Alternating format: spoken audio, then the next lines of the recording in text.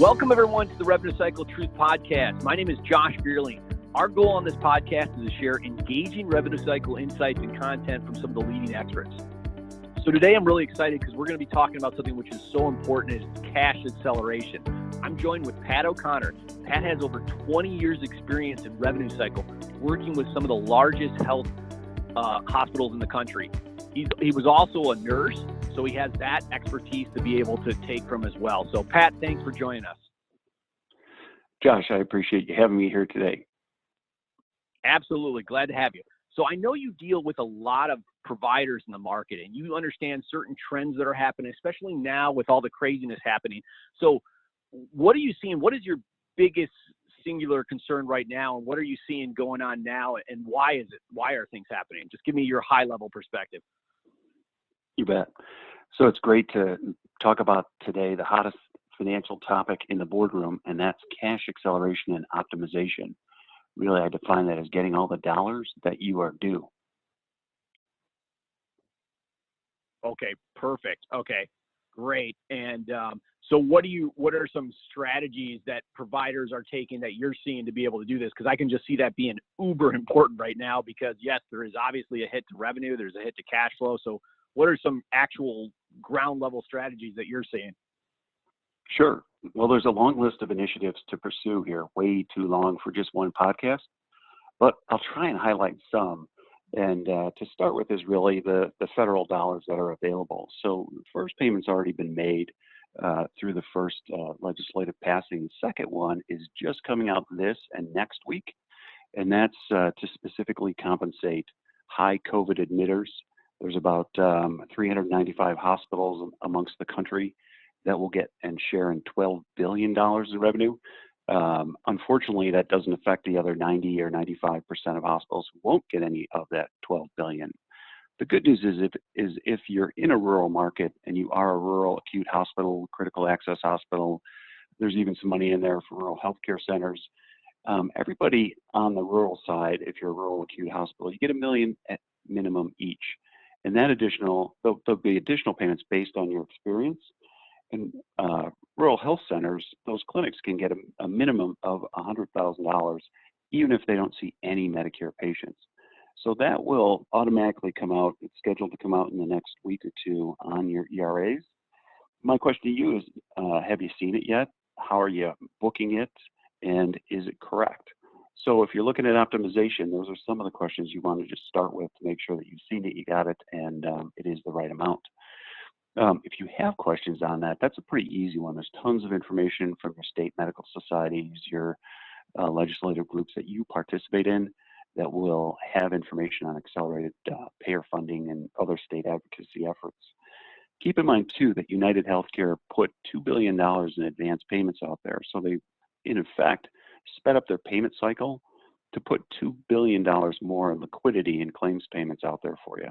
So granted, when COVID goes away, they'll probably retract that $2 billion and your payment lags will get longer, but you should see an increase in or an improvement in AR days if you haven't seen it already, just based on some of the payers expediting their claim payments, and specifically United has come out as a leader on that side.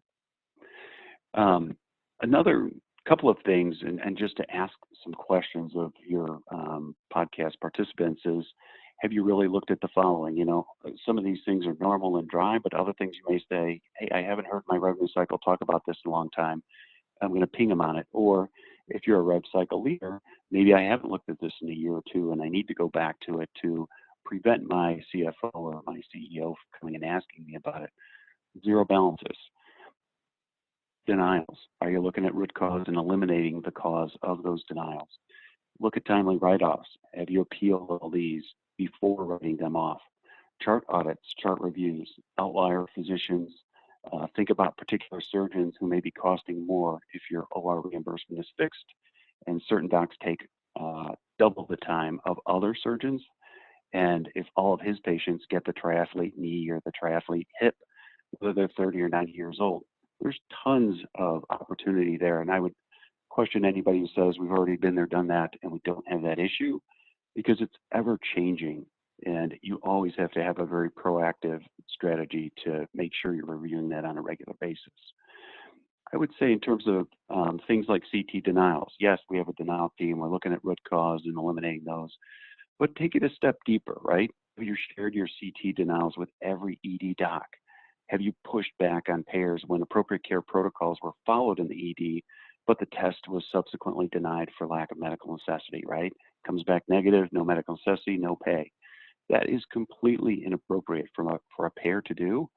These are payable denials. And right now, I guess that most providers are writing those off. Yeah, we're seeing that same thing. So well said. You're right. There's just so much opportunity to scrub through and really try to optimize every dollar possible. Yeah, we're seeing the same thing. And we've seen the same thing with United Health Group. Interestingly enough, though, we have seen the opposite too, where some payers, even with less volume, are it's the days to pay are actually longer. So it's interesting. Yeah.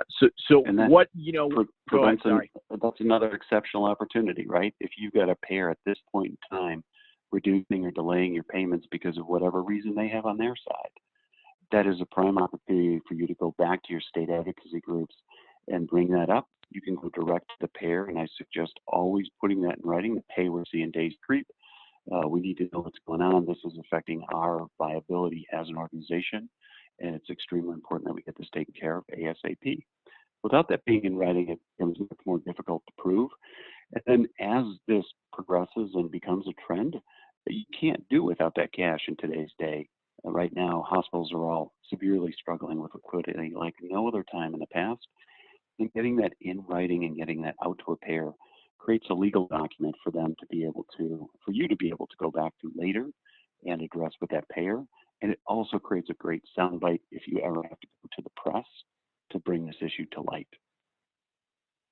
Yeah, that's a good point. I mean, you make a really good point there. And it just seems like, you have to hold some of the payers' feet to the fire right now, right? It seems like it might be a little, there might be more litigation that happens. It just might be par for the course nowadays, given everything that happens. Do you see, I guess, a twofold question, do you kind of see that going as a trend? And what do you think the future holds as well for all this stuff? So I think, having my crystal ball somewhat fuzzy like everybody else's, I would say those that are, stronger financially, of course, will have better opportunities in the market to consolidate and expand. The others that will succeed in this are those that take a stand and really invest in strategies with their managed care departments to go after the payers whenever there's a blip, right? Like a really good example is there's 354 hospitals in 40 states at high risk of closing. So these were before the COVID pandemic, right? There's an article in Modern Healthcare in April about this. And those 354, without a very assertive strategy to go after payers and after the market to make sure that they're getting what they're due and it is due, will of course close, right? They're either going to be gobbled up by somebody else or close. And since they're in rural markets, many of them will shut down. Yeah, I know. It's crazy. Just such good points, Pat. We're going to have you on again and just kind of keep on this subject and keep on pushing the agenda on this subject and kind of do a post recap once everything returns back to normal as well, because I think the points you made here are just so important to revenue and cash flow and even the survival of a lot of these hospitals. They have to be scrubbing every possible opportunity. And you made a lot of good points here. And thank you very much for joining you, Pat. And we'll look forward to talking to you in the future as well. Thanks, Josh. I so appreciate the time. I wish you the best.